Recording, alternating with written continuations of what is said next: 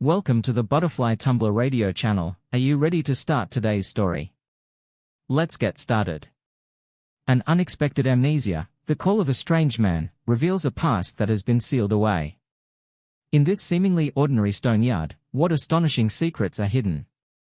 Follow our camera to step into the journey of this amnesiac man, exploring his forgotten identity and destiny. "Hey, Mr." cried out a voice. "Are you okay?"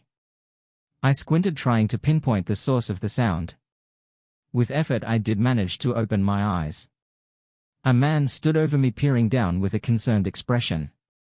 I did not recognize him. Why was he speaking to me? "You must have hit your head fairly hard."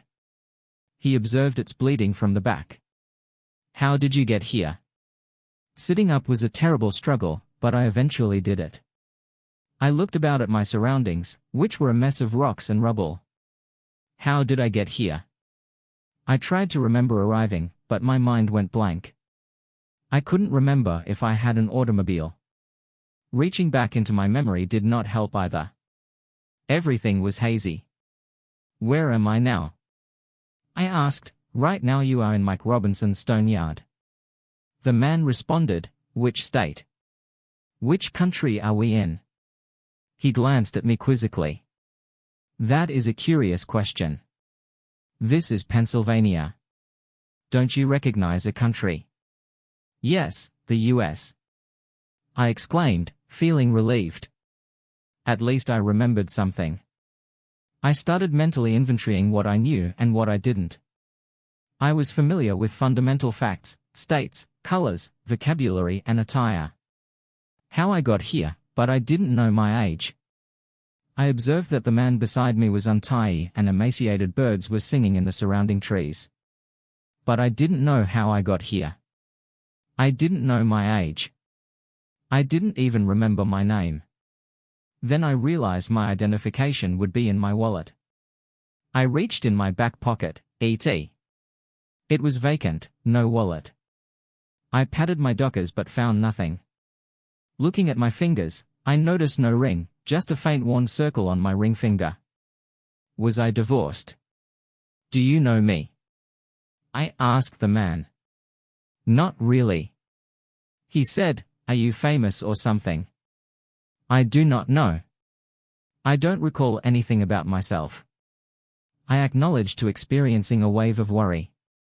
"Wow, it's like something from a movie." The man said with wide eyes. "Do you recall where you live?" "If I could do that, I would recall something about myself." I answered with frustration. "I have no money and no identification. What am I going to do? Mike is always searching for workers." The man suggested, "Why not get a job here and see if your memories return?" Despite his obvious lack of clarity, his suggestion made logic. I needed money and somewhere to stay. Who knew my education or skills? "My name is Tom."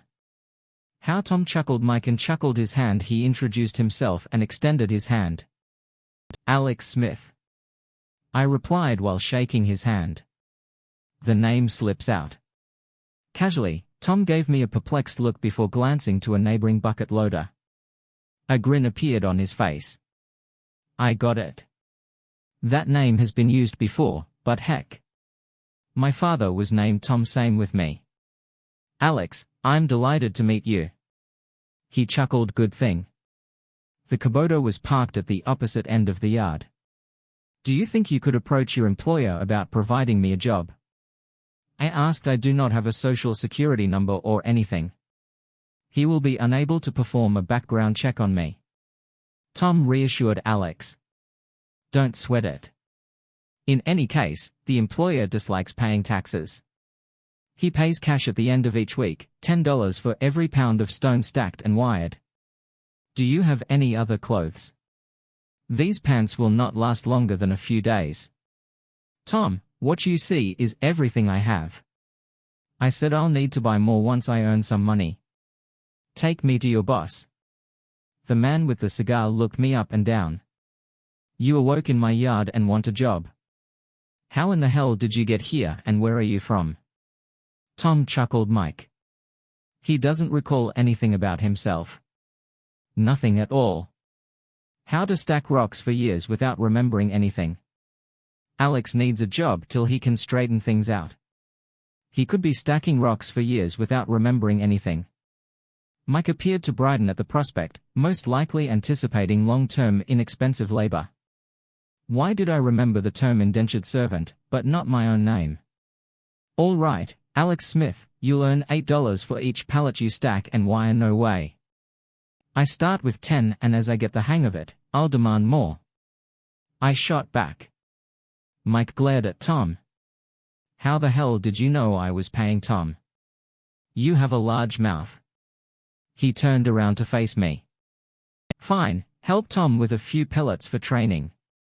Then start on your own Tom, clean him up and teach him the ropes. I quickly understood the job was not difficult. Tom explained how to place rocks on a pallet.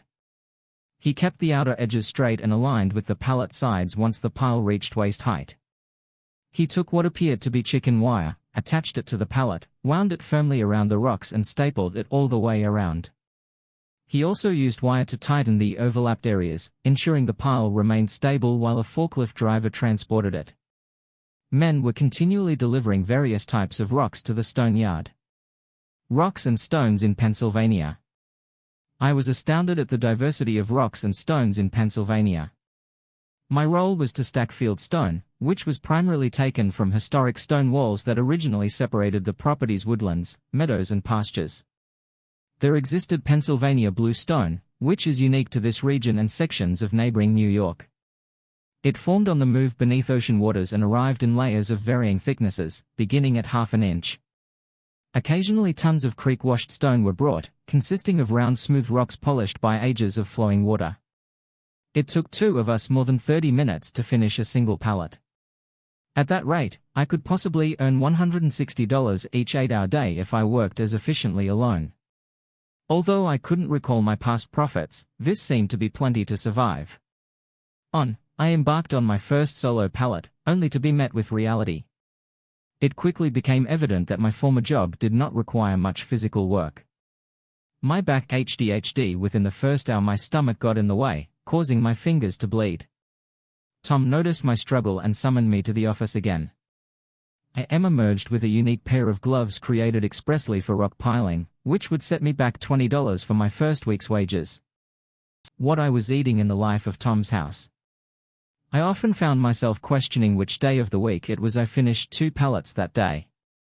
At the end I felt sore, my slacks were torn and my feet hurt, but at least I had enough money to buy the gloves I was using. A dozen men were piling rocks and laughing at my expense. They even made bets on how long I would last, making little attempt to conceal their doubts. It didn't concern them that I knew they questioned my resolve. They didn't comprehend that I had nowhere else to go. At the end of the day, Tom offered to let me stay at his house. He resided in a trailer a few miles away from the stone yard, which I subsequently discovered was owned by Mike Robinson and rented to Tom. It reminded me of the old coal mines and corporate towns. Tom's house remained unusually clean throughout the day. My impression of him has changed countless times. His clothing was shabby and he was not polished. Yet he treated me well and worked hard. Quality is uncommon than one might imagine. Tom minus a few hamburgers, and that's when I realized I hadn't eaten in what seemed like forever. I was ravenous. Honestly, those burgers were the greatest I'd ever had. Then I fell asleep before the first commercial break. Tom had the lone bedroom, so he handed me a light blanket and led me to the couch. He settled into a chair to watch television. I fell asleep before the first commercial break. Tom woke me up shortly after, surprised I wondered what was wrong. "Alex, it's past 5, you cannot sleep all day. Get up and prepare for work. I will make breakfast again." The lunch was the best I could recall. I quickly cleaned the dirty dishes, sensing Tom's approbation. I couldn't afford to overstay my welcome.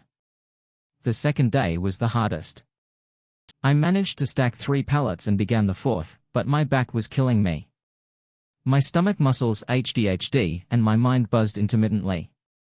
By the time Tom brought me back to his house that night, I could scarcely move. We had a basic dinner of macaroni and cheese washed down with beer. I carefully stretched out on the sofa. My back hurts a lot. I doubt they ever fell asleep. Alex, get up. It's already past 5. Tom called out while preparing breakfast. I was sore all over, but I could still move. I consumed my breakfast like a wolf and immediately scrubbed the dishes. My clothes were shredded by lunchtime. I had finished the pallet. I had started the day before, as well as 2 others. How to wear jeans that can't wear out as quickly. My back pained, but with continued exercise, it relaxed. My legs, however, were in bad shape. Tom brought me back into the office. I appeared sporting a pair of chaps that buckled over my ragged dockers. Why isn't anyone else wearing these? Tom? I inquired. Tom said that after a while of doing this, your jeans don't wear out as quickly. They are also somewhat uncomfortable in the heat, but the essential point is that they cost 6 pallets of pay. Hey, Alex, I hated seeing you spend your money so quickly, but you wouldn't have gotten through the day. Otherwise, these will help you keep going. Tom, I cannot thank you enough. You have definitely been a lifesaver. I expressed thankfulness in my voice.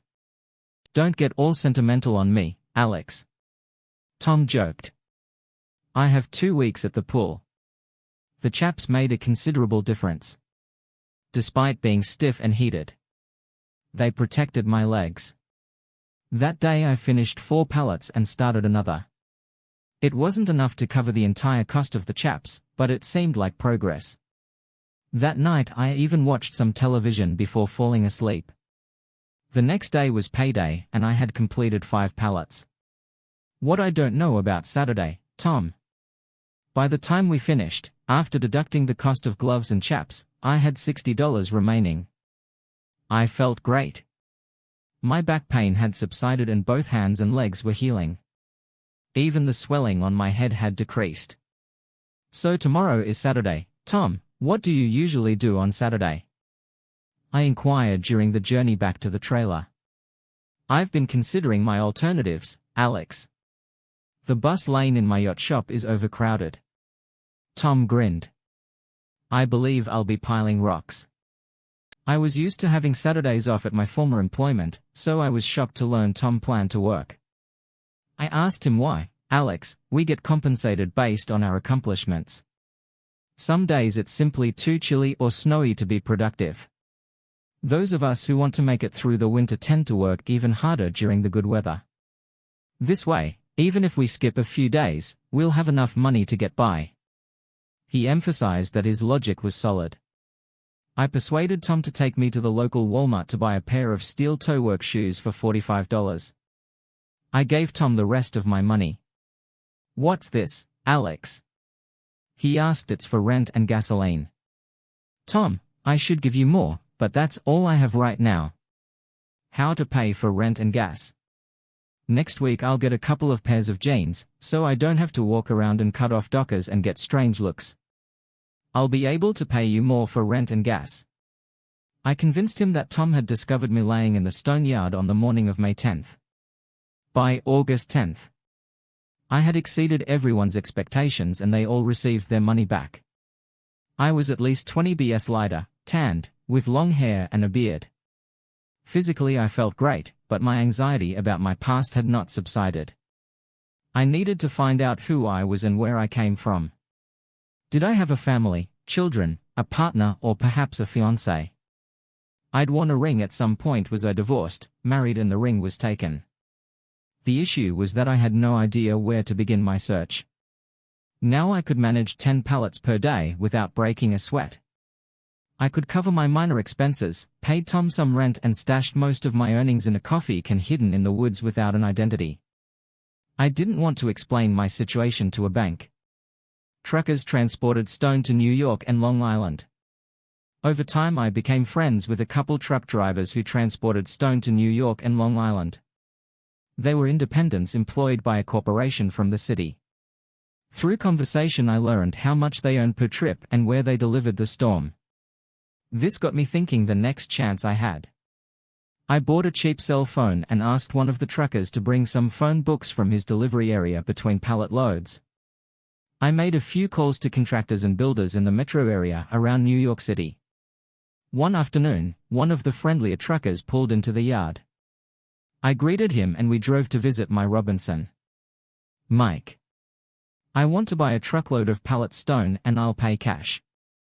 I told the surprised owner he tried to overcharge me, but I knew what he was getting from the New York buyers and it was a cash deal. We finally agreed on a price and the truck was loaded. I'd come to an arrangement with the driver. He would deliver the load to the address I provided and the check would be made out to him. He would take his portion and bring me the remainder. The next time I came for a delivery, I'd gain $45 profit per pallet. The next time he came for a delivery, I'd gain $45 profit per pallet and the trucker would earn 10% more than his typical rate. I understood he might pocket the money while denying any arrangement we had. I also knew that if he were that type, my ability to judge character was seriously flawed. 4 days later he rolled into the yard and handed me a wad of money. That was the first of several loaves of stone I sold that summer and fall. In late September things changed and the trucks were able to secure their loads. Usually he tossed the ends of the straps over the stone pea pallets to me and I tightened them. After tightening a strap, I stepped back directly into the path of a forklift carrying a load of stone. Luckily, it didn't run over my feet. Instead, it bounced me back into the trailer load of rock. My head cracked against the steel body of the trailer. I must have been knocked out for a few minutes. When I awoke, several of the guys had gathered around me. Tom was on his knees next to me, splashing some water on my face. It took a few minutes, but I managed to stand and see the trucker off. That night I got a splitting headache. Binghamton trucker pulls in the yard. I took more than the prescribed amount of extra strength pain relievers with little relief. Eventually I fell into a terrible dream and fell asleep. The following day seemed forever. My hand finally stopped throbbing about mid-afternoon, but it turned into a dull discomfort. Just then a different trucker pulled into the yard. He was helping out a friend by hauling a load for him.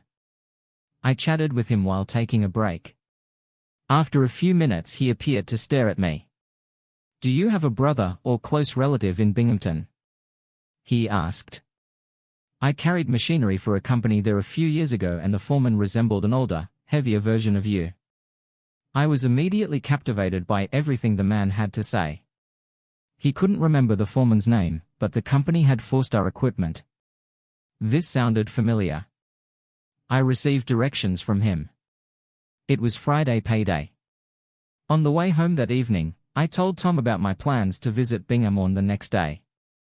I might have family there. The trucker suggested that the man could be my brother.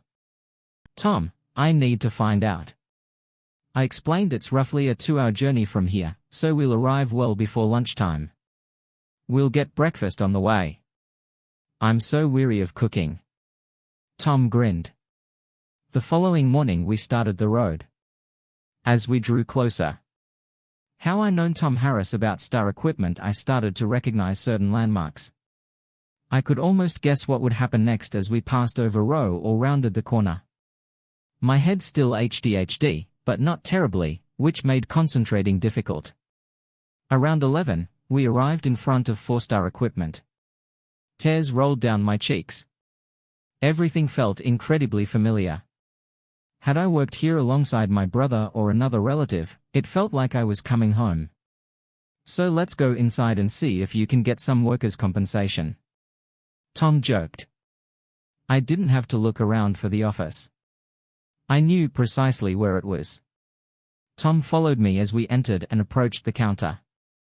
A young man in his 30s was speaking on the phone. He motioned that he would be among us soon. His face did not evoke any memories for me. Then Tom poked my ribs, my turn to investigate what was bothering him. He pointed at a picture on the wall. After a few minutes of staring at it, nothing came to mind. There was a little name plate beneath it. I moved closer to read it. Kevin Harris was president of Star Equipment from 1962 to 2006. I confessed to Tom that I didn't recognize him. What is the big deal? The trouble is that Tom could be your brother. Tom muttered. That guy could be your brother. He has the exact identical nose and eyes as you. He's most likely the guy the trucker felt could be your alter brother. I peered closely. He seemed like a normal executive, soft and pretentious, and the fact that he was dead made it difficult for me to be interested. I hoped to locate someone alive who might recognize me. Then I noticed her about 10 feet behind the counter, where several officers have glass fronts, and lovely woman dressed in black sat at one of the desks, and I immediately recognized her. She looked really familiar. Then she looked up for her paperwork and gave me a short glance before continuing to work. She gave no evidence of recognition. I studied her for a few minutes, fascinated by her face, grin, and even the way she stroked her ear. Everything seemed so familiar, but the more I tried to concentrate, the worse the headache became. Tom, let's book a stay at a local hotel right now. I'm experiencing a severe headache. She did not recognize me, and neither does this jerk, who is still on the phone while he should be assisting us. The armed man's vision of life, a memorable moment. I remarked, nodding to the man still on the phone. By the time we found a room, my head felt like it was going to burst. I kept taking Tylenol like candy until Tom snatched the bottle from me. Get some sleep, Alex, you'll feel better after you wake up.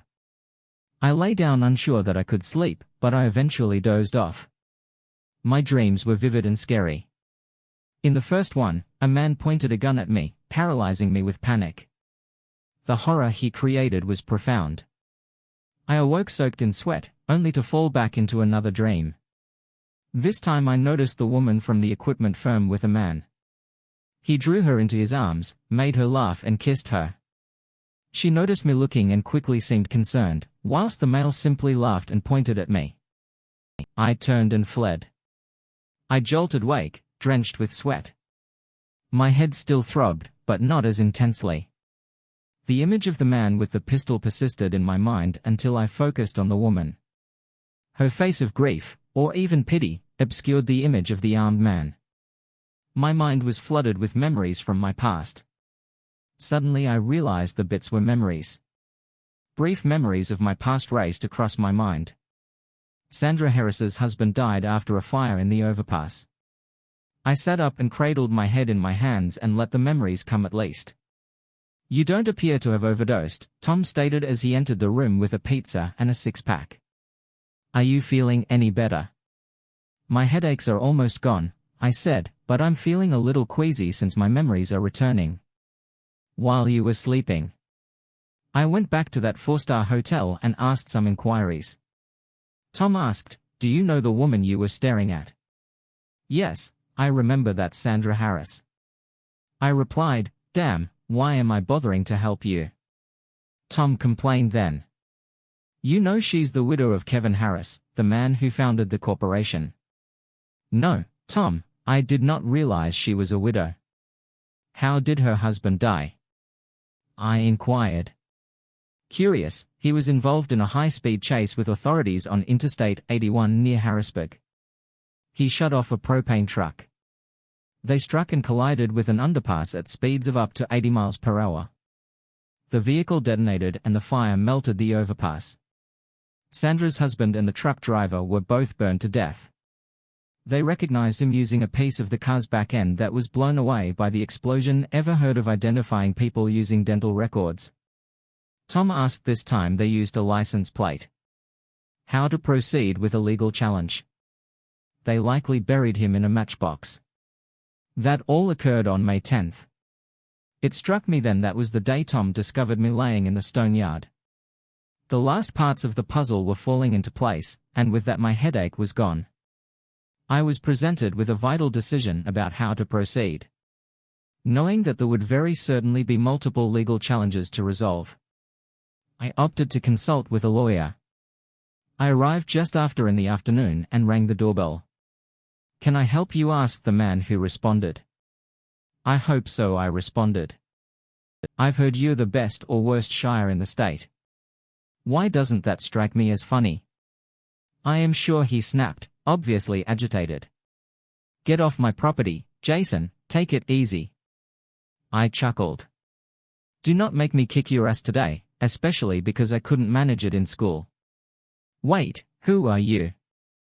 I know you dummy, the hair and beard make it difficult to tell, but you resemble Kevin Harris. He said, have you got a few minutes for an old, reportedly dead friend? Jason, I asked. He looked at me, his jaw wobbling and his hands shaking. It seemed like a miracle. His heart was holding up. What the hell occurred and why you are not dead? Well, could God please come in here and tell me what the hell occurred and why you are not dead? Jason demanded. I indicated Tom to join us and we stepped inside. We spent 3 hours there, eventually pledging Jason and his wife to silence before we left, and he urged Ione Sandra, which I refused. On Monday morning at a.m. Jason and I entered 4-star equipment over the weekend. I had a haircut, shaved and dressed in a suit and tie. We reached the service area where personnel were working on various pieces of heavy machinery. Amidst clattering wrenches and cursing, I kept moving. I took a deep breath and opened the door to the meeting room. The reaction to my appearance was total disbelief. Gasps and screams flooded the room. Sandra sat at the head of the table. Her reaction was tremendous. Her eyes bulged, her mouth dropped open, and she became ghostly pale before collapsing in her chair. My 18-year-old kid flung his head around so quickly that I worried he would damage himself. My secretary stuttered over my name, stunned, and then there was Mark Thompson. He was plainly astonished, but he maintained his customary sneer, hiding any obvious shock or concern. I didn't pay attention to. The pair of suits sat at the table. The business is not for sale, and if it went, Mark Thompson would never buy it. I paused to observe the room. Sandra approached, still pale but slowly regaining her color. I apologize for being late. I underestimated and ran into some unexpected problems, but I'm here now, so let's get this done quickly. The business is not for sale, and if it were, Mark Thompson would never buy it. Any questions? This is complete crap. My dear son erupted. You've been gone for months and suddenly you are here to impose conditions. Mom and I are selling this property. That is my son. I said, shaking my head. Daniel, you are quite mistaken. You have no say in it. You have been an embarrassment for years. Take a look at the mess in your ears and lips. Look at your huge jeans and crazy hair. You're worthless. Get out like heck. Daniel let out a growl. I am interested in this location. It is a family business and I am the sole son and child. I'm not sure if I should be grateful we only had one child or wish we had more. I responded, hoping that things would turn out better. Get away of here. I am not going anywhere. He challenged Daniel, my only child, who stood around 6 foot tall and weighed about 200 pounds. I dragged Daniel out of his chair and climbed to his feet. I moved over, grabbed a fistful of his purple hair and hauled him out of his chair. Jason generously opened the door, as I quickly dragged Daniel, who cursed constantly. He managed to climb to his feet and land a smack on the side of my face. He appeared surprised when I smiled at him. I quickly floored him with a shot to the chin. I grabbed his hair again and resumed dragging him. He managed to get his feet under him just enough to keep me from tearing his hair out.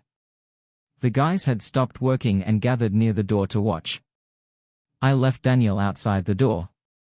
If and when you learn to dress appropriately, please clean up your face, get a haircut and apologize to your mother and me. I'll consider hiring you as a mechanic and offering you a beginning salary. Until then, please stay off the property and out of my house. I yelled and turned back. I noticed my crew and the folks in the conference room observing my service. Technicians were turning gray from ear to ear. I passed by them returning to the conference room. Welcome back, boss. One of the guys yelled as I re-entered the room, where everyone had already reclaimed their seats. I believe I have addressed Daniel's worries. My client has signed a sales agreement with Mark Thompson, I added, gently surveying the room. Are there any other questions? One of the slick-looking men in suits stepped up. My client has signed a sales agreement. He stated he says he would be honored or he'll take you to court to get possession, you goddamn shire, I snapped. Do you really believe you'll be able to convince a judge that I'm dead? Do you believe the contract will hold up in court? Go ahead, spend your client money. Come on. I turned to my so-called buyer, Mark Thompson. Mark, it takes everything I have not to kick your wretched ass. I spit out. Get the hell, leave and take these vultures with you, or let us solve this immediately. It's your choice. I'm really pissed. Mark and his crew did not need to be reminded twice. They instantly stood up and left the room, leaving my secretary, Sandra, Jason and me behind. Jason. Ever the deadpan responded. Well, Kevin, I'm glad you brought me along to handle everything professionally and legally. Please let me know if you need anything. I'll be in my office downtown. Boss, Kevin, I will be back at my office if you need anything. Mark whispered between her emotions as she departed. Now it was just Sandra and me. The trouble is that a band carjacked my life. We held each other's gaze for more than a minute. She looked stunning in her conservative black outfit. Her hair was pulled back. I had forgotten the impact she had on me, but standing there the memory flashed back. Sandra, that evening I saw you with Mark. I went out for a drink on the way.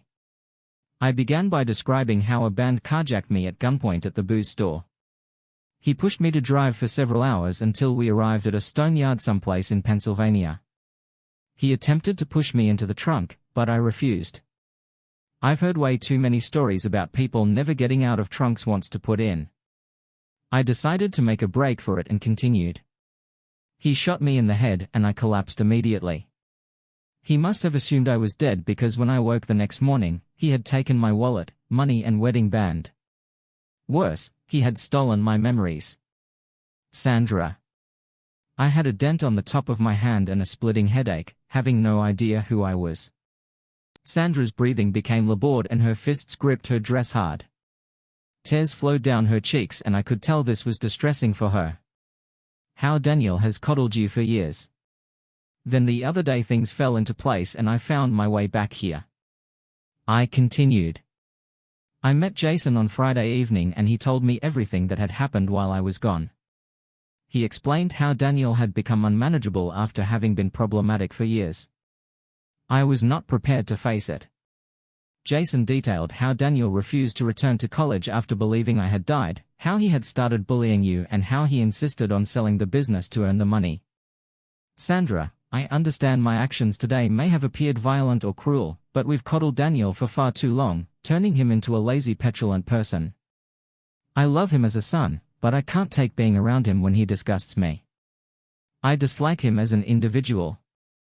He needs to start his own business and forge his own path. I'm not going to let him keep us. The individuals who care about him are no longer hostage. I concluded, Kevin, that I don't know where to begin. I assumed you meant dead. After I pushed you away, Daniel's condition deteriorated steadily, but I was also frightened of losing him. I lost my love of being agony. He was all I had left, so I caved to his demands. It was a mistake, but I didn't think. Clearly the business began to decline without you and in desperation, I agreed to sell it to Mark. Santa explained. I know you probably dislike me, but I have to confess that I only kissed Mark that night and never again. He was charming, so I let him kiss me. He made me chuckle, but I felt horrible as soon as it happened. Then I saw you. I figured it would be the final time. Kevin. Sandra sat in tears. Jason and Ann told me everything they say. You felt terrible and guilty because you thought I had died. They claimed that you had been wearing black every day since I responded. It was my kind of penance. I have never dated or been connected with any other men. You can ask anyone. They all know. It's true, Kevin. She wept. Sandra. I spent months feeling completely alone and it was agony. I learned so much about myself as my memory returned.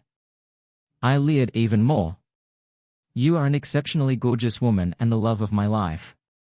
I do not want to live without you, but if you can't get over how I treated Daniel or how I left you alone, let me know and I'll leave. How I lost my weight, I promised, and I was really proud of how you handled I promised Kevin. She cried even harder and wrapped her arms around me. After several minutes of sobbing in my chest, she eventually spoke up. I was really proud of how you handled Daniel. I realized I didn't really like him either. Now he must mature or continue to fail. That is his burden. Kevin, how much weight have you lost? Sandra inquired abruptly as she attempted to feel for my love handles. My God. You've grown into quite the hunk.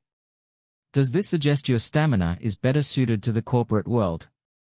Many of the things I did at the office over the next hour may have been unacceptable, but it is my business. My wife and the conference table here is the next story. I've driven down G Road several times before, but I'd never noticed the modest white farmhouse on my right.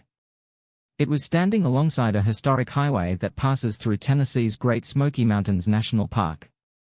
This road, with its different portions, including the Chickasaw Turnpike, has a rich history. During my grandfather's youth, it was simply known as Hooch Route, a meandering dirt route through the Carolina mountains. That was essential in the formation of NASCAR. Thank you to the moonshine racing aficionados who agreed on the terms. The nets remained intact in the home. The home was tidy, freshly painted, white and surrounded by a strong fence of boards and lumber that encircled the pasture on one side. When steam poured from beneath the hood of my truck owing to a ruptured radiator hose, I recognized that my time on this road was limited. I quickly pulled into a dirt parking area and parked about halfway to the home. Hello. Is there anyone at home? I shouted out and knocked on the wooden door. Mountain residents may be distrustful of strangers, but once you gain their trust, they become some of the most welcoming people you'll meet. Despite this, I chose to stay on the porch and keep my distance, just in case. After a moment, a face appeared in the window over its features unclear. A female voice inquired, "Who are you and what do you require?" "I am Joshua Sutton from Waynesville." I replied that I hoped to fix my truck and obtain some water from you. I have a burst radiator hose that I rapidly mended a few miles ago, but it is not holding up. The woman told me to wait, then vanished from view. Looking around the area, I couldn't help but notice how clean and well-kept everything appeared. The nets remained intact. Sleepy Hollow's Sutton family. Sleepy Hollow's Sutton family. The entrance was freshly painted and there was a lovely garden on the side of the home. As I approached the door, I was met by two large German shepherds who stood peacefully and obediently beside their master. "Behave yourself, the dogs will not trouble you." The woman reassured me, opened the door and motioning for me to enter. "Come in, may I get you something to drink?" "May I have a glass of water, please?" I asked if you were a member of Sleepy Hollow's Sutton family. "There are several of them exactly." "Hello?" she asked. I shake my head. "No. As far as I know, my ancestors are from Waynesville and we are unrelated to Sandy Hollow, but I guess everything is possible." The woman brought me water and invited me to sit her dog, observing me intently. The cold water soothed my dry throat and a gentle breeze from the fan dried the sweat on my shirt. "My name is Sandra Dresser, and there are," she pointed to a couple of dogs sitting next to her, Samson and Delilah. "Nice to meet you. I was wondering if you have any materials I could utilize to make a pliable tube that resembles rubber. I noticed a collection of old cars on the field over there." "Do not be shy, take whatever you need as long as it helps you." "Do not be shy, take whatever you need as long as it helps you." Sandra stated. I thanked her and cautiously rose from the table, trying not to scare the dogs. Despite my attempts, they remained on all fours until Sandra commanded them to sit down, which they dutifully did. As we stepped out the door with the two dogs, I couldn't help but notice Sandra's figure emerging from the porch. She appeared to be around 30 years old, with long dark hair, pulled back into a ponytail and tucked under a cap. She wore work boots, slim jeans and an old t-shirt, and her eyes were a vivid blue, grabbing equipment. From my pickup, we crossed the paddock to a bunch of ancient cars parked behind a crumbling building. I rummaged through the collection and discovered some flexible steel and rubber hoses, as well as clamps to temporarily repair the car. An hour later my truck was ready to drive as evening approached. She said it was time for dinner. Why don't you go in? Before continuing your adventure. Make sure to clean up and eat. Her invitation was full of genuine warmth. I hesitated at first, but my rumbling stomach persuaded me to accept. The delectable fragrances emanating from the kitchen were irresistible. And I was unable to resist. Sandra did not disappoint, providing an excellent meal of smoked pork chops, creamy mashed potatoes, fragrant collard greens and spicy black-eyed peas with warm moist cornbread. To top it off, she served me a lovely bread pudding and scalding hot coffee. Sandra, that was the best supper I've had in years, not kidding. I complimented. Nothing strange. She attempted to downplay it. I don't have many guests and I enjoy cooking, so I guess you arrived just in time. She fed a couple pieces to the two dogs that stared at me the entire time I was there. They swiftly ate the food and sat with their tongues hanging out. By the way, what are the ancient cars beside your barn? If you wish to sell a few of them. I have a few of contacts that would be interested. After a brief glance at me, she revealed that they belonged to my ex-husband. They've only been standing here since he left his Fairlane Ford pickup truck. You can make a good profit if you decide to sell them. He hasn't been here in 2 years and I believe we should do something about it. My 1957 Ford will sell for $350,500. She revealed that a year ago a man from Knoxville approached us and offered to buy it for a very low price. He assumed I was gullible, but I didn't fail for it and sent him away. She recalled, a smile flashed across her face, lighting up the room. I helped her clean up after dinner and when I finished, I realized it was time for me to be on the road before it got dark. Although I had only met this woman a few hours previously, she exuded a delightful courtesy. As I prepared to depart, I was a little disappointed. Miss Sandra, I have a buddy who would be extremely interested in purchasing your 1957 Ford. If you plan to sell it, I'll gladly let him know. Here's my business card. Feel free to contact me. I will gladly return here in the future. I explained, handing her my card. I believe she knew that I was suggesting a return visit, but for the time being she left the decision to her. After shaking hands, I started the car and went back to Hitch Road. As I drove from 320 to 25 near Pittman Center, I couldn't stop thinking about the lovely woman in the white farmhouse. She told me that her ex-husband had departed 2 years earlier, right about the time I became an ex myself. My marriage with my ex-wife lasted 5 years until she departed. Every day I think about the past, how horrible things were and how happy I felt back then. Unfortunately, the wrong individuals continue to remind me of this. My marriage with my ex-wife lasted 5 years until she departed. I always considered it a nice 5 years, and Laura still believes that, but it's been a long time since we met back then. She was a 19-year-old diner waitress and I was a 23-year-old handyman trying to make ends meet by shipping truck parts across many count. Despite financial challenges, I was able to cover all of my expenses. Laura, on the other hand, was able to buy the car while living with her parents. At this point I mustered the guts to ask her out on a date, but she declined, claiming she was already dating someone from Asheville. She didn't realize she was only having a casual flirtation with the Drum Circle Monument. When I arrived at the barbecue bar later, their relationship had come to an end. I took a gamble and asked her out again, and this time she accepted. The best time to stay in Nashville, Tennessee. We enjoyed dinner together, drank beer, then attended the violinist show in Maggie Valley, where we had a fantastic time. It was so enjoyable that we did it numerous more times. Overall, it was an unforgettable experience. A few months after I proposed, we married in a lovely outdoor ceremony close to a gorgeous old country church in Sunburst, North Carolina. A year later we saved enough money to buy a beautiful white frame house on a few acres south of town. There was nothing fancy about it, but there was room for a garden and a barn where I could work on my projects. We hadn't had any children at the time.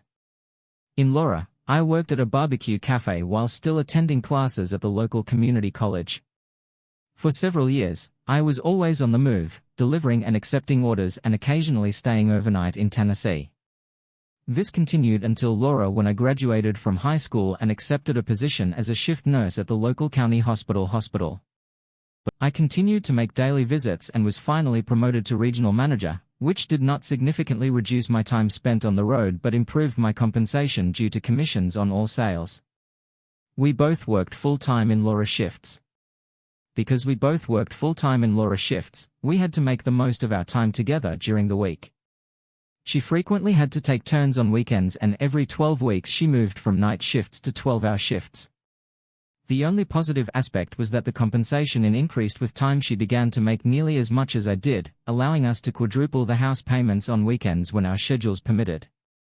We went to numerous nightclubs in Asheville with a few other couples we know. Gradually, some of her colleagues began to join us, resulting in a weekend party of around 12 people who met on a regular basis. We often went to the dancing hall on Patton Road in Asheville. The space was tight and narrow, but it could comfortably hold a large number of people. We usually came in couples. Most of us, including Laura, were married. Throughout the evening, I danced with many folks. I didn't see anything wrong with it, because most individuals dance with buddies or acquaintances from school. I did the exact same thing as Laura. As I previously stated, everything was fine. We departed with the same individuals we arrived with, but, as is frequently the case, someone or something will wreck everything. Karen Jones danced with Karen. A few months after we started attending here, I was always dancing with a girl from a band named Karen, who was Laura's co-worker. She kept taking us to the other side of the dance floor, but I didn't notice because I was naive. When the next song started, she snuggled up to me in a slow dance. We were a long way from our table in the corner of the room. "Jesus, Karen, what are you thinking about?" I inquired whether there was anything you did not already want. She responded with a sexy smile. My blood boiled as a young man dancing with a stunning woman who smelled incredible. Despite the temptation, I was happy in my marriage and swore to be true to Karen and loyal to one woman. I insisted. If Laura had not been present, we would have most likely been at my house the next week, but Laura will complete it tonight. I replied with a smile, trying not to dismiss her. She simply smiled back and responded, "Oh, someday I'll get the opportunity." We went on to another topic and completed the dance, following which I returned her to the escort. A man called Tom Jones and a few others continued to dance and gaze around the dance floor. I realized she was dancing quite close to someone I didn't recognize. "How to dance with Charlie, a girlfriend," he whispered in her ear, causing her to smile and laugh. He suddenly grabbed her and she seemed to enjoy it. I briefly considered joining the dance, but then I remembered Karen looking back. I realized I should have intervened, but the moment had already passed. Another round of drinks was ordered and Laura returned to her seat with her new dancing partner. I pretended I didn't recognize him when she introduced him as Charlie, a school friend, before his family relocated to Nashville. I immediately despised him, most likely due to where he placed his hand. His smug grin, as well as the way he stared at me with his hand on my wife's shoulder, added to the effect. But when Laura spotted my reaction, she removed his hand and he eventually left after a brief exchange of thoughts. I wanted to contradict him, but I remained calm. The conversation on our way home was predictable. "You allow every man to touch your buttocks as you dance with them?" "Laura, I simply asked if you had been touched by a girl, and she surprised me with her response." She rapidly moved me to the opposite side of the room.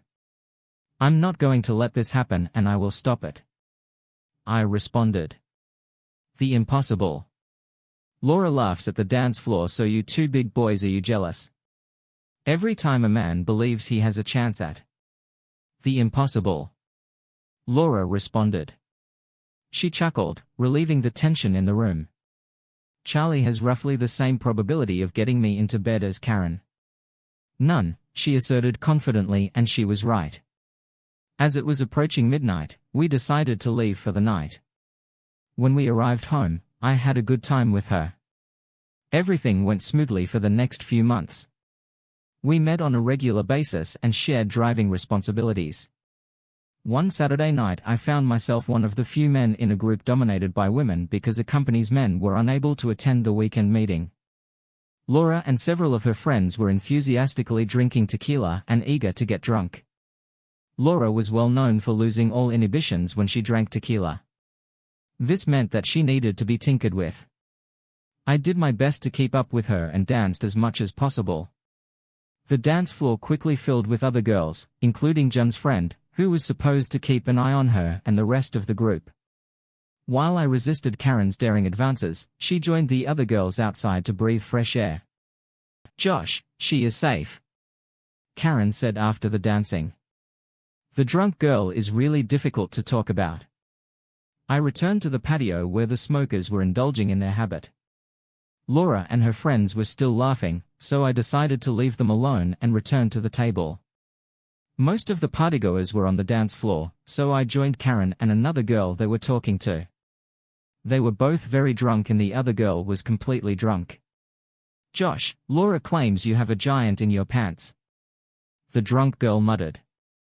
I burst into loud laughter when she was having trouble pronouncing the words and Karen was just grinning stupidly, but then she accidentally said something that sobered us all up. I was the only one at the table who didn't drink too much. Drunk people find everything funny and don't have a filter. "It's not fair that she has two and we don't have one," she complained. They thought it was funny and they started giggling, but soon Karen realized the gravity of the situation. The meaning of his words became obvious to me when they burst out of the mouth of this drunk girl. Ignoring Karen's reaction, I casually asked who else is such a big one. Charlie's name slipped by before she could stop earning a disapproving look from Karen. Oops, probably should not have said that, right? Karen is trying to withdraw after Karen's reaction while being under the effects of alcohol. She is attempting to withdraw after Karen's reaction while being under the effects of alcohol. Karen seemed to understand the significance of the conversation at the table. I went to the restroom when Karen attempted to intercede. "Not now, Karen," I replied firmly. The comments made may have had a different meaning than it seemed to me at first glance, and this left me in the dark. Two tipsy women were laughing at the fact that there were two men in my wife's life, me and a man named Charlie. It was unclear if they were hinting that she had a history with him before me during a relationship or now. Perhaps it was just the ravings of a man who had drunk too much. When closing time arrived, I gathered an inebriated bunch of friends in the courtyard. The two of us assigned drivers piled everyone into two cars and set off. When Jim and I returned home at 2 a.m., I had to drag her into bed like a sack, sitting outside drinking a beer. I pondered about the situation. If this conduct was a one-time thing, I could put up with it.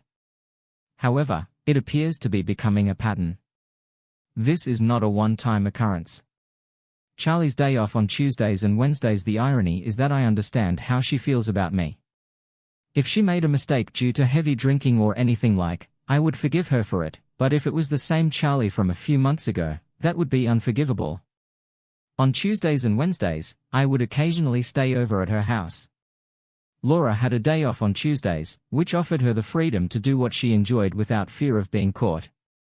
It appears like fate played a hand in my marriage. On Tuesday evening, rather than staying in Civil, Tennessee, I drove back to Waynesville armed with a bag of barbecue and some beverages. I settled in to watch the game from the top field adjacent to our house. When I arrived at p.m., Laura's automobile was gone. I called and informed her that I would be home late. She replied that she intended to stay at home, watch TV and possibly phone her sister or someone else. Before retiring to bed, I was sitting in my car, leaning back with the window down. The radio was playing. The lights inside the cabin were turned off around midnight. Two pairs of headlights drove out of Waynesville, slowing down before entering the yard.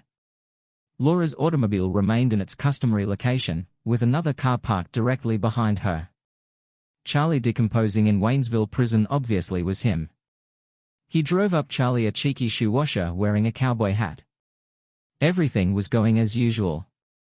The lights in the bedroom turned on and the night lights which we deliberately positioned near the bed slowly lit up. Despite the temptation to go inside, I remained where I was.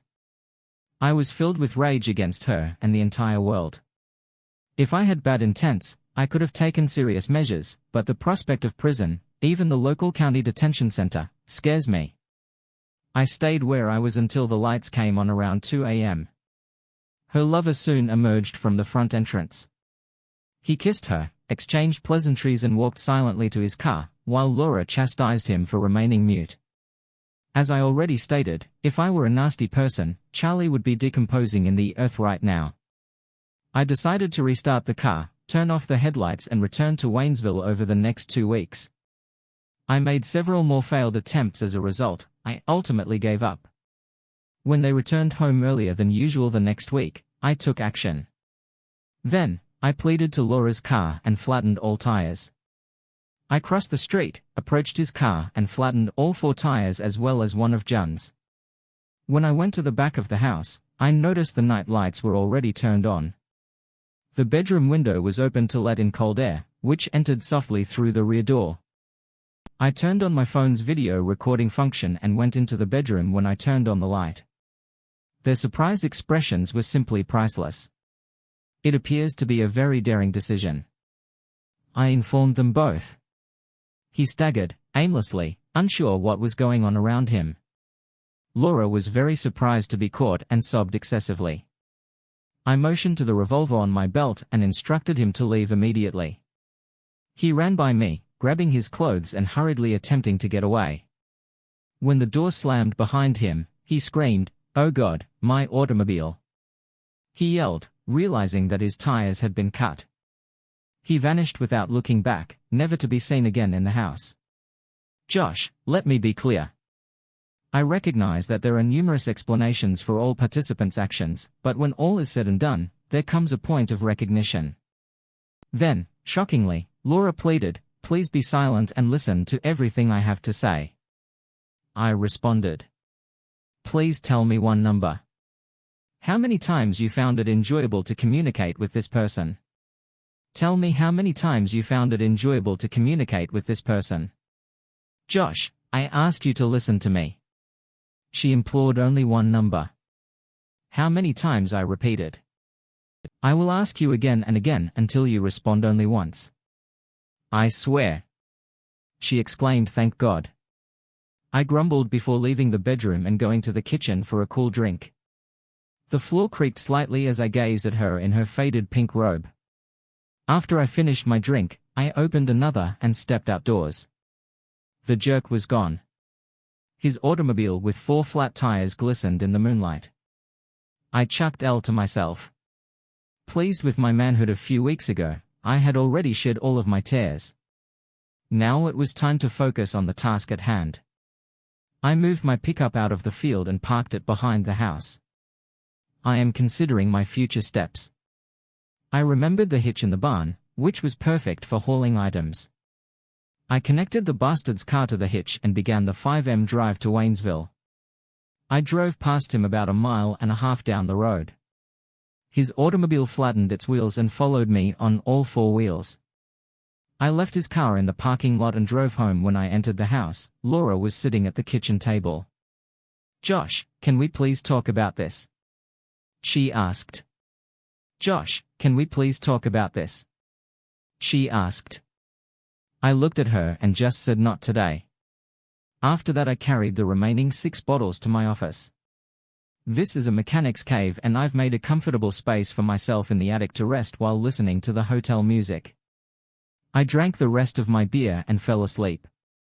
The next day, I called my supervisor and explained that I had personal issues that needed to be resolved at home.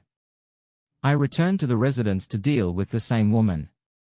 "Laura, it's time to move in with your sister. I told you that it was your fault that this happened," to my astonishment. She did not resist. Perhaps she believed that if she called it a one-time mistake, everything would be fine. After the 2 of them repaired the flat tire, her sister assisted in loading their belongings into both cars before leaving. Meetings eventually produced results that changed her excuses. The recurring justification was that we were young and prone to blunders, that we could fix everything and possibly start a family. It caused the next problem. I reached the point where I only answered work-related calls. I assured Laura she could obtain everything she needed from home while I was at work. I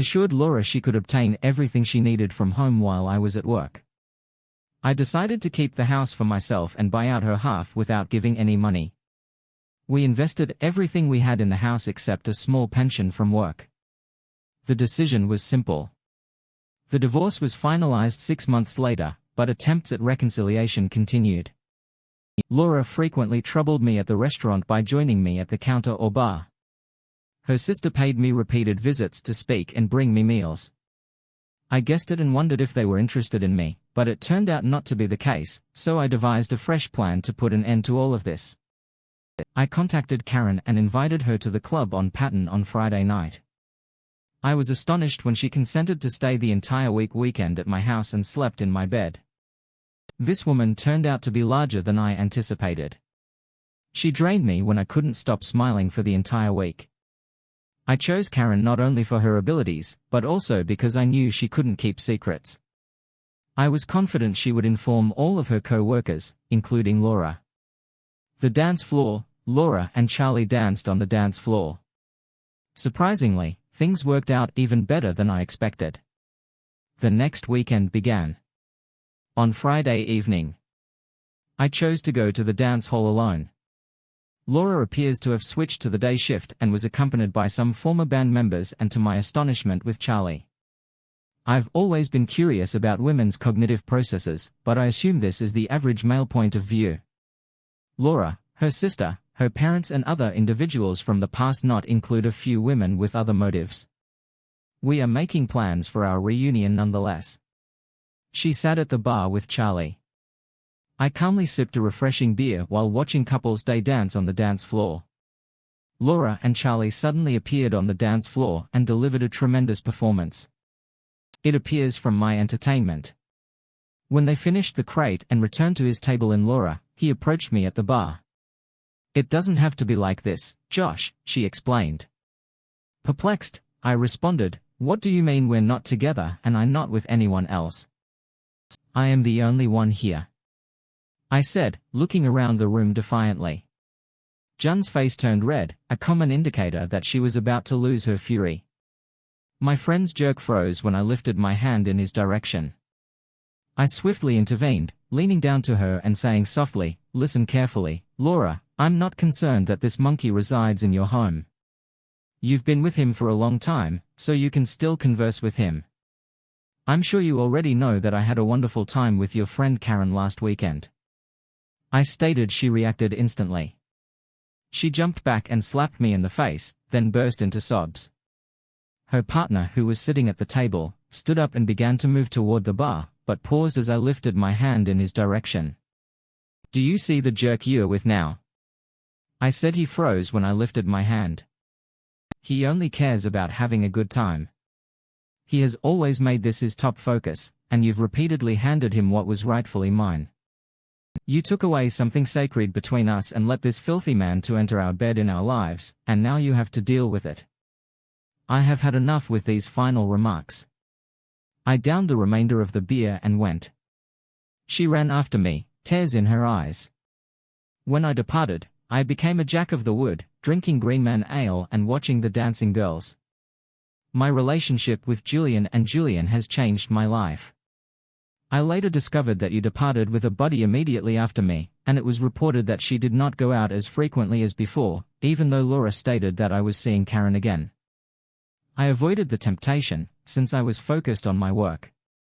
Julian, on the other hand, kept approaching me at every chance and appeared to have realized that this was a pointless endeavor. Another issue has developed regarding the relationship between her parents and myself. Despite my absence, my parents kept inviting Laura to the cookout. She became to them like the daughter they had never had, and they refused to let go of her divorce, and its effects have inspired every one of us to make adjustments in our lives. Personally, I found comfort in returning to the forest. Growing up in the Smokies and national forests helped me develop a sense of belonging in an identity. I had no idea what it meant to be a hillbilly, but I was certain I wasn't. I learned that I have a deep affinity for forestry. As a result, I decided to adjust my typical routine. Instead of taking my regular route to Murphy or crossing I-40 at Tennessee's entry, I selected the beautiful route across the highlands. My autos, what I need to know about your 1957 Ford. It may have been a bit of a meander, but the gorgeous ride and nice weather was worth it. I even had the chance to stop and go fishing by the stream. It's amazing to me that in all these journeys, I never saw the charming White House on the Tennessee side, but one day it piqued my interest when I finished mowing the lawn and decided to relax with a refreshing beer. The phone rang in my pocket. Sandra, dresser from Cosby, was the woman I went to last week to get my truck fixed. For several days, I couldn't get her out of my mind. Something about her bothers me. Despite our brief meeting, I plan to contact her about the 1957 Ford to gather some new information. Hello, Miss Sandra. Your warmth has always left a lasting effect on me. I plan to contact you shortly about your old Ford and the other autos you mentioned. You mentioned them in relation to my interests and I decided to take action. I thought it would be useful if you could come and assist me determine what to do next. You have 11 ancient cars, all of them, as far as I recall, were in fantastic physical condition. The following steps are plain and understandable. My trip to Waynesville, Michigan, was a pleasure to visit. I suggested to evaluate and sell them.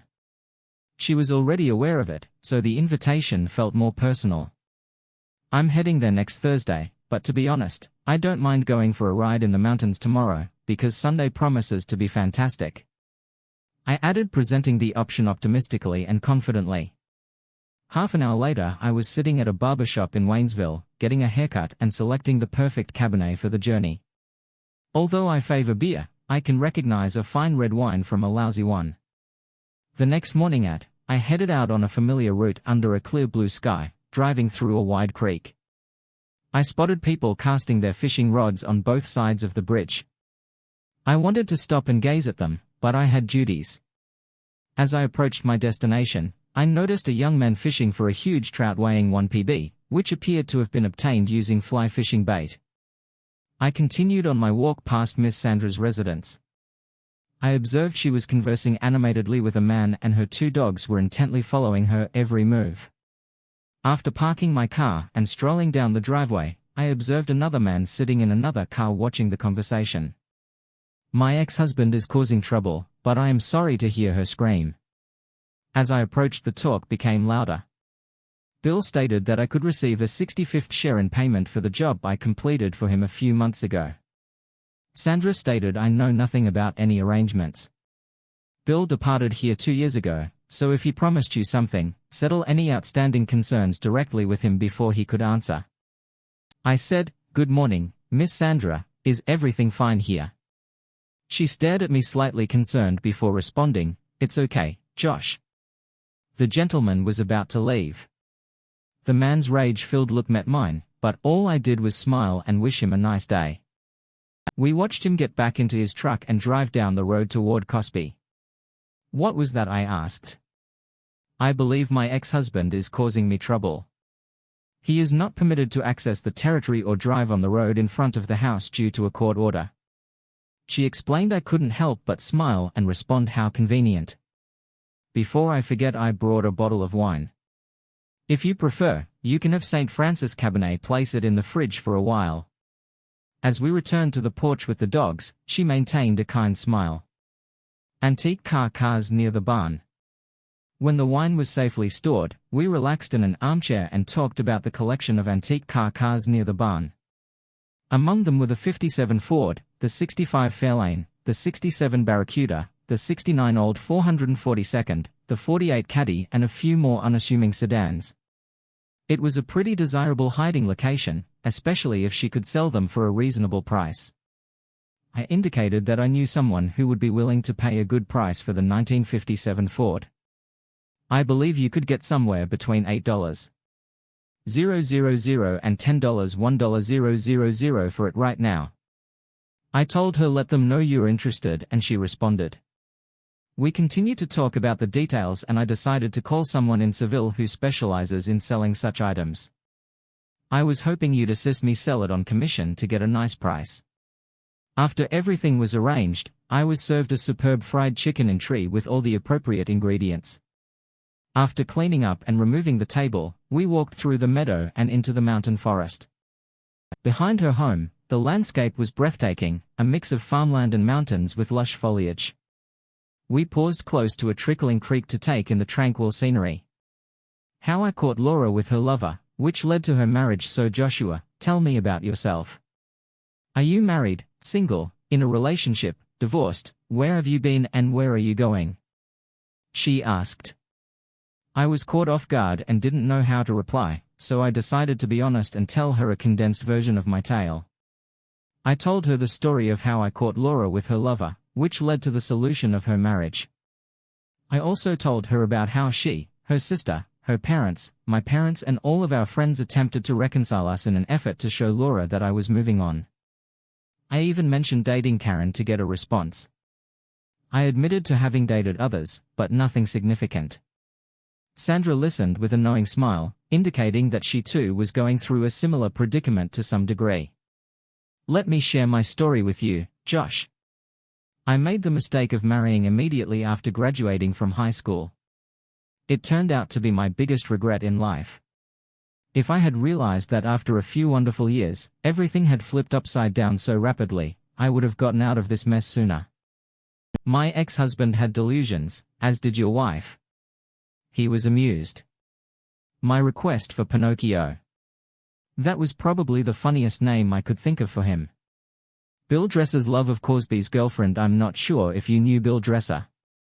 He is on the south side of Hazelwood in Borum, not far from where you are now. According to my father, Bill was in love with Cosby's girlfriend, who turned out to be less intriguing than he expected. They had a few encounters, but he never mentioned that he was married. When she discovered that I was his wife, she swiftly ended the connection. It's incredibly funny. One day, while Bill was at work, she came to our house, apologized and told me everything. We've known each other since high school, but we've never been in the same social circles. Bill appeared to be persistent and would not tolerate refusals. The girl moved to Texas to live with her father, partly due to Bill's relentless harassing. What a jerk. I think the expression jerk was suitable. He pursued her all the way to Texas. She called to inform me about it and I decided to pack all of his belongings and set them on the porch, instructing him to come retrieve them before they deteriorated in the rain. 2 days later he reappeared in my absence. He broke into the house, caused a mess and returned with his belongings. Are my pets really aware of who their owner is? When I got home with Samson and Delilah in the evening, I put him in a corner with both dogs and cleaned up after him with one. Are my pets really aware of who their owner is? She lovingly massaged both dogs and they sat at my feet, wagging their tails and looking at me. The next day, Dad and I went to the law office to acquire a restraining order against him. A few days later he was driven to work. The following week, he returned to Texas and continued his chase of the girl. I still have occasional conversations with her.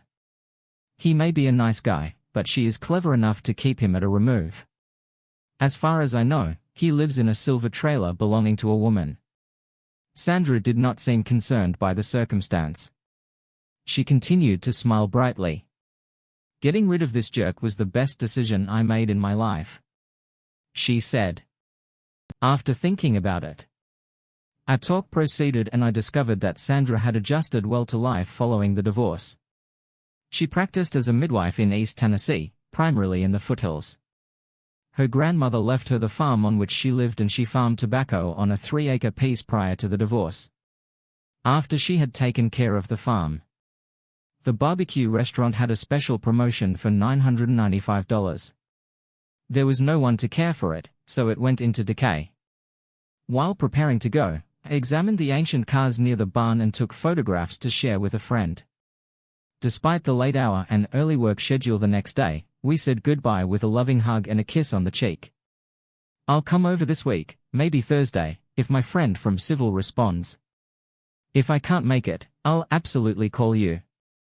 I'll be really happy, Mr. Josh Sutton, she said with a smile. That Sunday afternoon I walked joyfully to Hooch Road, feeling like a boy in love. It wasn't a proper date, but it was more than just a leisure. I couldn't wait till Thursday. Every Tuesday. The barbecue restaurant had a special promotion, fried catfish with all seasonings for $9.95, including drinks. The dish had small slices of fish known as beans, potato salad and the famous Carolina buns. Laura and I frequented this location, but this evening I decided to go alone and sit in a booth to eat and read the newspaper. I barely had time to eat when I walked into the restaurant and they swiftly and without hesitation joined me in the booth. Mom and Laura took seats across from me. The best foods to eat every Tuesday. I couldn't dispute that Laura looked stunning. She looked quite fine, and she was well aware that I had observed. You two always appear unexpectedly when I'm seated like this. I asked casually. We come here every Tuesday. Josh, you are already aware of this. Her mother replied. Laura simply smiled and put on the charm a glint in her eyes. She appeared even more gorgeous, feeling stuck. I unwillingly joined them as we loaded our plates at the buffet and sat down to eat. There seemed to be a competition going on to see who could eat the most, and I was one of the participants. It was one of the most unusual meals in recent memory. It felt like old times for the three of them, isn't it great? Mom shouted with a large smile on her face, recalling how the four of us used to meet here every week. Jules's face lit up with recollections. I only needed to use the restroom. When I returned, Mom began to stand up to let me back in, but I stopped her by lightly touching her shoulder. There's no necessity. I have an early travel and need to get some sleep. The proprietor's bar is a favorite for women. I placed a $20 dollar on the table, smiled and wished everyone a nice night, including Laura, who smiled with satisfaction. I stepped out the door. It was just 6:00 p.m. and I was already sitting in the BMT room holding a cool pint of beer. The bar has long been a favorite, but it has recently gotten even better. When the proprietors, Ben and Kelsey, began presenting music on Saturdays, now there was ample room to dance and enjoy the music. Jim and her colleagues didn't particularly like this place, so I made it a point to return frequently. Besides, it was an excellent location to meet like-minded women that evening. Ben was serving at the bar and pouring in me my favorite double IPA. While I looked about the area, a few girls were playing billiards, while others were sipping beverages and watching the game on television. It has been a while, stranger. How are you? What up? She inquired, sitting next to me. As usual, Karen looks stunning. Ideal for such a laid-back evening. It's been a long time since our last meeting. Karen, you look amazing and life seems to be treating you well. I sincerely complimented her. My love of being a serious relationship I'm holding on. She replied, things have been a little hectic lately, but having you here brings me hope with that. She gently stroked my thigh. I bought her a beer and we picked a table in the corner near the pool tables where the girls were playing. While we were speaking, I discovered that the old band still gathers on weekends and even Laura joins in the fun. Karen didn't mention her ex's current whereabouts and I knew it wasn't my business. But as we talked, I realized I wanted to spend the evening with her. We went to my house, got down to business and fell asleep after a few hours. She didn't have a job. The following morning I allowed her to relax in bed and spend time with me. Josh, I understand that we are not looking for a serious relationship, but I thought it would be nice to have casual relationships from time to time. Would you mind?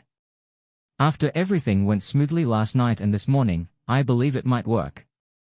I don't mind, as long as neither of us pursues a serious relationship. Sandra called me the following day and said she'd be returning home unless she had to. Sandra called me the following day and said she'd be returning home on Thursday afternoon and evening unless she had to leave for an unexpected delivery. This call brightened my day considerably. I contacted a friend in Seville and after reading his letter, I realized Sandra would only benefit from accepting his offer. When I returned home that evening, the house was in disarray. Karen was in the house in the morning as I advised, and by lunchtime, Laura and my mother had approached me under a fictitious pretext. It was not the first time she had done this. She always had a bunch of excuses ready. Otherwise my mom might have come for other reasons. It was evident that Karen was here for a reason. Regardless of my presence, you seemed disoriented by the unexpected appearance of another woman in the place where her house once was, but despite my mom's attempts to act as a mediator, the two seemed to have a dispute. Fortunately, no one was seriously injured, despite their disheveled hair and smeared makeup. The pot with the plant was overturned, but the physical damage was not limited to this. My mom, Dad and Laura drove up to the house in amazement. Half an hour later, Mom, Dad and Laura drove up to the house. While I was waiting for them to come in, I broke my neck. Mom spoke first. Josh, I do not know what kind of household you manage, but enabling trips to come and go at any moment is inappropriate. The father stayed mute, knowing it was best not to meddle. I looked at Laura and then back at Mom, looking at her questioningly. So how old am I, Mom? You 30. She reply replied. And how long have I been living on my own since you turned 19? I believe she replied. That's right. Since I was 19, I confirmed, and I've been living in this place since I was 24, right? She nodded in confirmation. Am I a married man, Mother? Well, you were and you should be. She responded. I interjected. I was really married before, but not now. Do you understand? Now let's move on to the next question. Mom, who are these tramps you were speaking of? As far as I know, only one person lived in this house and I discovered her in bed with another man. So who are these tramps running around my house? I'm interested to know. My mom and Laura were sitting on the couch in amazement and couldn't speak. Laura cried out with tears in her eyes. My father began to say something about not talking to my mother in that manner, but he stopped before she could get into any further trouble and I continued talking. Let me tell you the truth about some things. In fact, this house belongs to me at the age of 30. I am not married and do not maintain a religious lifestyle, so from time to time I like to have fun in the company. Then Laura cried out with tears in her eyes. You can always take me with you. I giggled and took another sip of my drink. I replied humorously. You've already been to my place once and look how it turned out. I strongly expressed my boundaries. Okay, here's what I don't want anyone to enter my house when I'm not there. I hadn't thought about it before, but now everything is evident. If I can't trust you, I'll change the locks if you don't like my guests. Please don't hesitate. Come back another time so we can cook hamburgers together. But if an attractive guest appears in my bachelor apartment, imagine how awkward it would be if my parents tried to interrogate her. I grinned at the three of them. Does anyone want to have a beer, Laura? You both. My parents took the drinks and took the cool chicken out of the fridge.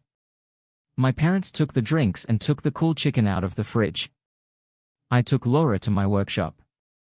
There is no reason for you to come to my house and condemn the persons I spoke with or any other element of my life. Laura, absolutely none. I know you are having fun with someone else right now.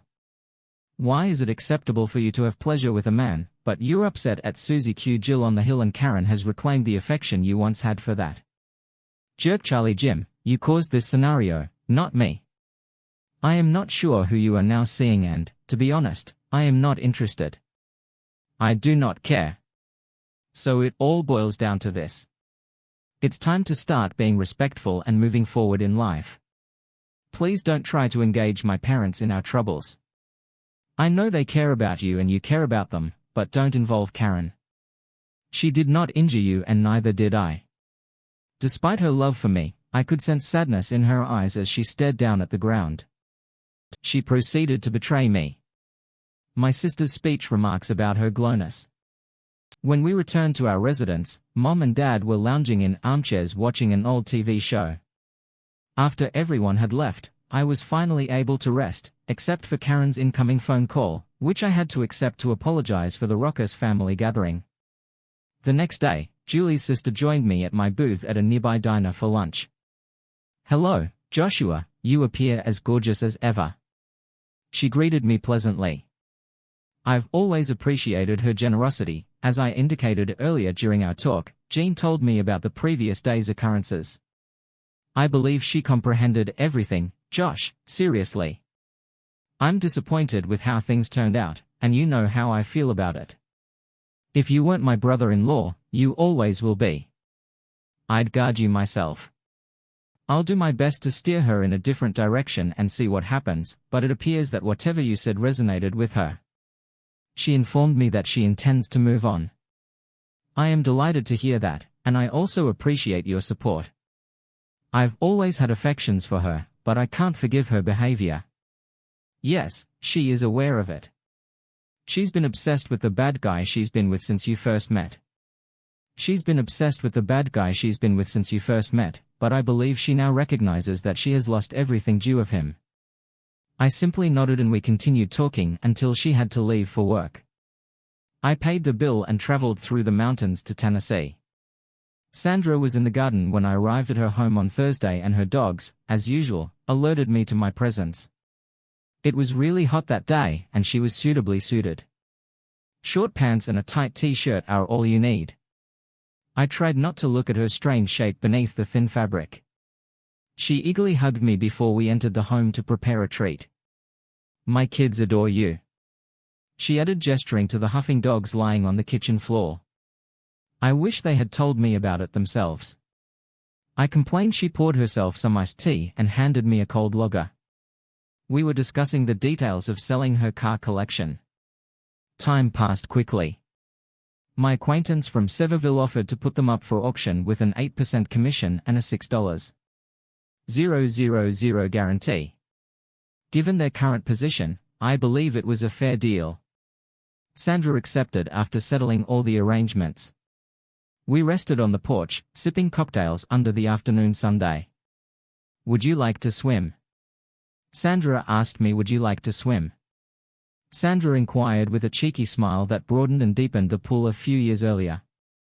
Especially on such a hot day. It's simply perfect. I forgot my swim trunks. You will not need them. There's no one here, she explained. I told myself that I was not timid with ladies and that I had no flaws in my figure, and agreed with a smile.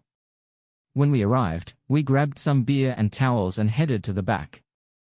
Sandra quickly removed her shorts and top, tossed them on a nearby limb and dove into the pond washed by a stream. I hesitated for a time before shrugging and beginning to strip, finding myself as nude as Sandra. I followed in her footsteps and jumped into the pond up to my shoulders. Sandra was standing next to me, her face beaming with happiness. This place brought back nostalgic recollections of my childhood when my grandmother resided here. On hot days, we splashed in the water to cool off, and it was something I'd always remember. I remember the boys from the adjacent street attempting to spy on us until my grandmother asked her dog to stay and protect in those days.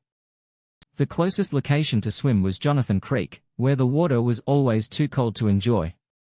The best dinners in the world. After diving into the water, I swam for a long until I reached Sandra. When I surfaced, our faces were only a few mm apart, and I peered into her brilliant blue eyes. The next instant she hugged me and told me, "I like you, Josh Sutton, I genuinely like you." She glanced up at me, as I confessed I fell in love with you, like a schoolboy. The instant we met. Her response was straightforward, "Okay, you can invite me to supper tonight." After that we swim some more before leaving the pond. After drying off and going home, we decided to eat lunch at Corsby's. Despite the limited time of restaurants in Cosby, we were drawn to the magnolia tree and the promise of delicious brisket. We were seated at a peaceful table away from the rush and bustle, and I realized I had one of the best dinners in recent memory, all thanks to the delightful company of the woman who sat next to me. During our talk, we talked about everything imaginable, and as the sun fell, I realized it was time to escort her home. It was approximately p.m. when we pulled into the dirt parking lot. I escorted her to the door and kissed her on the lips, while our pets, Samson and Delilah, kept a watchful eye on us. "You don't need to go over there tonight. Josh, I have the guest room ready for you," Enjoy a substantial meal in the morning and depart whenever you're ready," she offered with a positive smile. Her offer was too tempting to refuse. I cancelled my hotel arrangement for the evening and slept in her guest room overnight. The next morning she sent me to work and treated me to a fantastic rustic brunch. On Saturday afternoon we planned a date and dinner in Gatlinburg. That night we stayed at the quaint bed and breakfast inn in the hamlet. Sandra stood out from the other women I'd met, particularly Laura and Karen. She had a seductive character that captivated me, and I couldn't help but believe her ex-husband was a fool for letting her go. Following that we began dating and maintained a long-distance relationship, frequently staying at her place and occasionally driving to Waynesville in Sandra's car. I met her father, who was apprehensive of me at first, until Sandra spoke with him alone. My new relationship with Sandra and Karen. I'm not sure what she said, but after that he was always polite to me. On a wonderful Saturday morning while fishing at Big Creek, I chose to make an important decision in my life. As soon as this thought occurred to me, the line on my fly fishing rod tightened, forcing the reel to jerk in line to chase it down until I caught it with my thumb. This signaled the beginning of an interesting conflict. After a few minutes of excitement, I hooked a large 1.5 pounds fish, which was a good omen and proof that everything was going well in my life. Later that afternoon, Sandra and I returned to Waynesville and planned to spend the evening in Asheville. We landed up in a patent dance hall, an old hangout where I used to spend evenings with my comfortable group of friends. Because of my new relationship with Sandra, I didn't see my pals very much, especially Karen. However, fate brought me into contact with them that evening. Karen was there with her new boyfriend and some familiar faces from her past, including co-workers from the hospital where Karen and Laura still worked. I observed Karen at the opposite end of the room, surrounded by old friends and acquaintances. Julie seemed to enjoy the company of a man I did not know. Even though she was trying to move on with her life. She made time to apologize for the fact that our marriage had ended. My parents continued to embrace her as a member of the family, which did not appear to affect me at all. Laura was unaware that Sandra and I were in a committed relationship, and this was the first time she saw us together. Sandra and I were dancing and chatting at the bar. When Laura approached from behind me, "Hello, stranger." She greeted me as I turned to face her. I said, "Hello, Laura, you look fantastic. I searched the room for a friend." She sighed, "You Josh too. Your folks informed me you were doing well in Tennessee. I am genuinely delighted for you." I presented her to Sandra, noting the grief in her eyes, which she carefully concealed. We exchanged a short hug and she returned to accompany. I felt a strong knock to the head, causing Sandra to scream, "No, Bill, do not do it." However, it was already too late. He swung at me again and I countered with my right, knocking him to the ground. Sandra hurried to assist the man lay on the ground. "Jesus, Josh, what were you?" Sandra began crying and Julie hurried to assist the man laying on the ground. "Jesus, Josh, what were you thinking?" Laura exclaimed. I glanced at her trying to figure out what was going on until I realized that this man was her companion. Laura explained that he attacked me, not the other way around. She had already considered this. The bouncers swiftly led him out of the hallway and Laura went to the restroom to recover. Sandra and I returned to the bar, where 2 fresh drinks awaited us, courtesy of the establishment. Sandra admitted that she has a restraining order against Bill because he is unstable. I nodded in agreement, attempting to push my nervous thoughts away. This incident destroyed our evening, but as we were about to depart, Laura approached us again. Sandra nearly burst into tears as she revealed who he was and what he did in Laura. Because he was her trip companion, she was left without a car, so we decided to drive her to her sister's house. As we were leaving, Laura paused to say farewell to someone in Laura. Sandra and I went to the parking lot and others followed. Suddenly I noticed a brilliant flash and heard a huge bang in front of me. I reacted swiftly, falling to the ground. Billy Dresser tumbled backwards. Sandra checked herself for injuries, but felt nothing. I promptly checked myself for injuries, but felt nothing. Sandra let out a shocked scream. convinced that the intoxicated brawler had only just smacked me. I turned around to see John laying on the ground as the house guards rushed to the scene. I knelt close to her and noticed she was still breathing. Just regaining awareness, time seemed to stop, as if I were watching the proceedings from the sidelines. The woman motioned for me to step aside and started administering first aid. After what felt like a second but was actually a few minutes, an ambulance doctor arrived and took over. JN was transported to the hospital and we followed her. It occurred to me to phone her, inform her of the situation and invite her to join us in the hospital. When it arrived, Julie had already been transported to the surgery room. We sat impatiently in the waiting area waiting for news. After a time, a nurse emerged and told us Julie was still having surgery. It would take some time before they could report her condition. At the moment, her condition was critical. I left Sandra to go buy some dinner, and when I returned they were standing by the window, hands interlocked. Laura's condition will improve with time. I looked perplexed, but after we managed to stuff some food into her, we all gathered close to wait for the surgery to be completed. 3 hours later the doctor appeared and informed us of Laura's situation. She is currently in the intensive care unit and it appears she will live. The entire extent of her injuries will not be known until she awakens from the artificial sleep required for her body to heal. The bullets broke upon impact. Certain shards touched the medial temporal lobe, potentially affecting certain portions of her memory, but her motor functions appeared to be unaffected, as revealed throughout the procedure. More further information will be shared in the coming days as her condition improves. We were allowed some time to sit with her, and Sandra and I consoled a heartbroken person the next day. Her parents and the doctors both gave the most recent news, which confirmed the information acquired the day before. Laura remained in an induced coma for 4 days. When she finally awoke, her parents were by her side. She asked to meet with me in the first person and updated me on Laura's condition before I met her at the hospital. Despite a minor opacity in her right eye, which doctors think will improve with time, Laura has outstanding speaking and hearing ability. She suffers a partial loss of memory and is. Laura has outstanding speaking and hearing ability. She suffers a partial loss of memory and is unable to recall how, where or who shot her. Josh, you must be prepared for this, because she informed me. She believes she is still married to you, as if nothing has changed in the past few years. She even believes you were preparing to start a family together.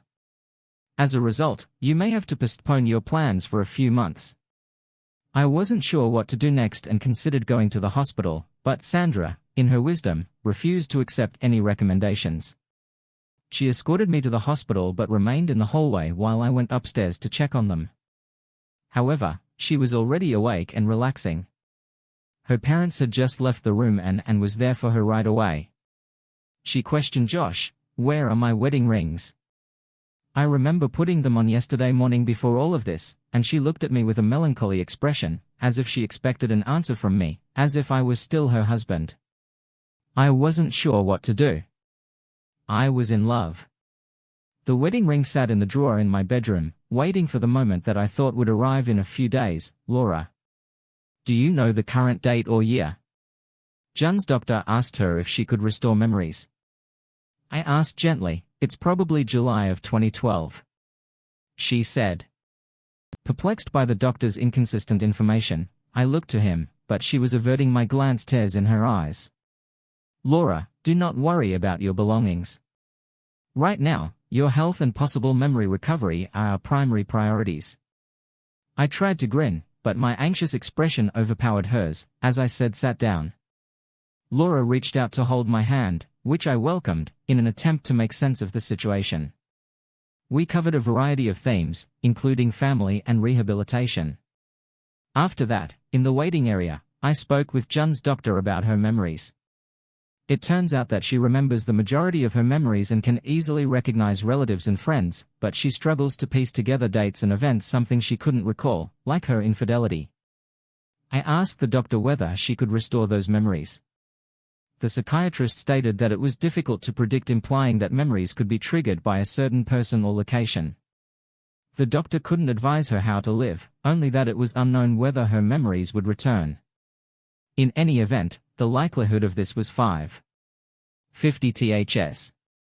It was her choice whether to stay in the same spot or leave everything. It was unclear. My secretive fish swims in the waters. After thanking the doctor, I hugged him enthusiastically.